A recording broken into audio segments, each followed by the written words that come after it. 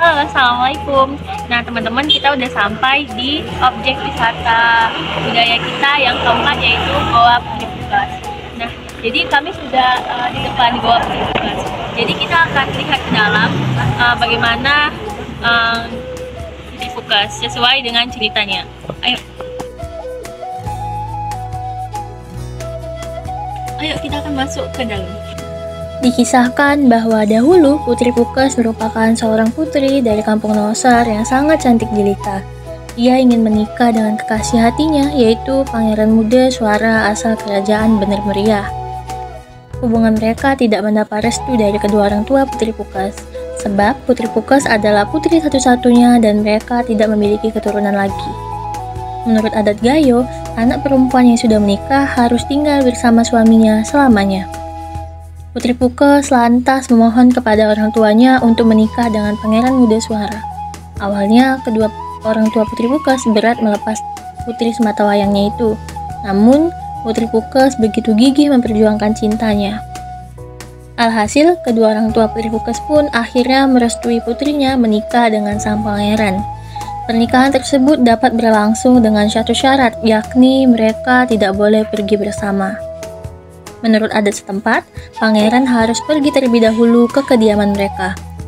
Setelahnya, putri akan menyusul membawa perlengkapan rumah tangga. Singkat cerita, hari di mana Putri Pukas meninggalkan kerajaan pun tiba. Putri Pukas pergi bersama pelayan kerajaan. Sepanjang perjalanan, Putri Pukas tidak mampu menahan kesedihan karena harus meninggalkan kedua orang tuanya. Ia sangat merindukan kedua orang tuanya yang telah membesarkannya. Sebelum meninggalkan kerajaan, Ibunda Putri Pukas berpesan agar Putri Pukas jangan menoleh ke belakang saat berjalan apapun yang terjadi. Ia harus tetap berjalan lurus ke depan menuju ke kediaman barunya. Apa hendak dikata, tanpa sengaja Putri Pukas malah menoleh ke belakang karena rasa rindu yang teramat kepada orang tuanya. Seketika hujan badai pun datang disusul suara petir saling bersahutan. Putri Pukas yang sedang menangis terseduh-seduh lantas menepi ke dalam gua, sehingga suhu tubuhnya mulai dingin dari ujung rambut hingga ujung kaki. Tak lama kemudian, sekujur tubuh putri cantik jelita itu pun berubah menjadi batu. Para pelayan yang sedang mencari keberadaan sang putri pun kaget bukan kepalang, manakala menyaksikan sang putri telah berubah menjadi batu.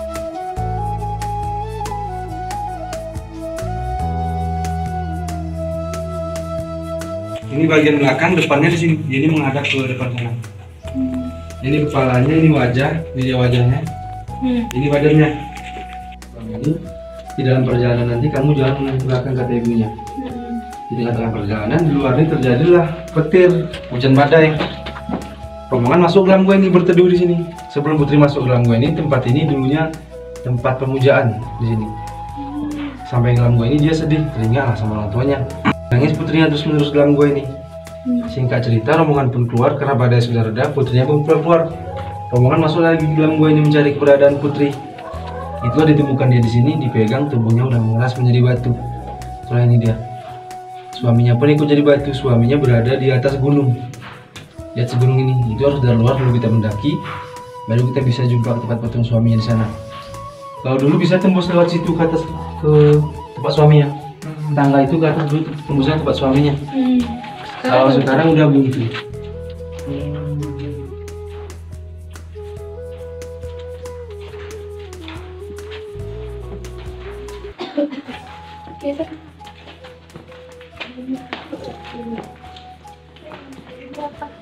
Ini namanya sumur.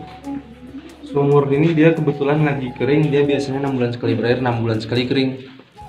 Sumur ini. Nah, jadi kita udah masuk di dalam Goa Putri Pukas. Nah, di sini ada sumur. Nah, jadi sumur ini dalam 6 bulan sekali itu akan terisi oleh air. Nah, airnya itu datang dari mata air di situ. Nah, di sini juga ada patung pemujaan yang dipercaya di sini. Jadi atas dari atas.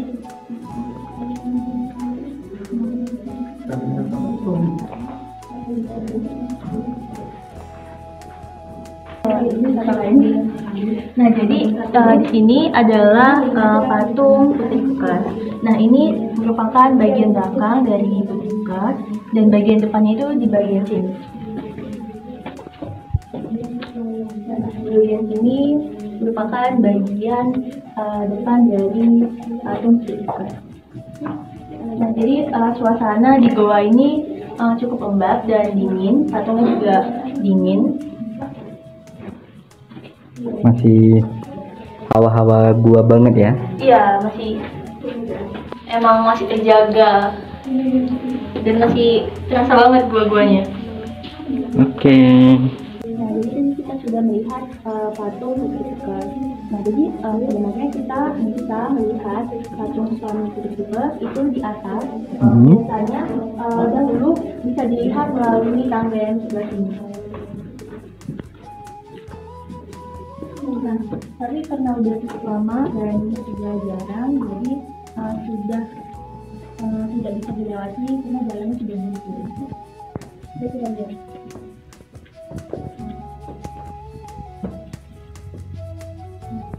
Jadi sebelumnya ada ini teman-teman.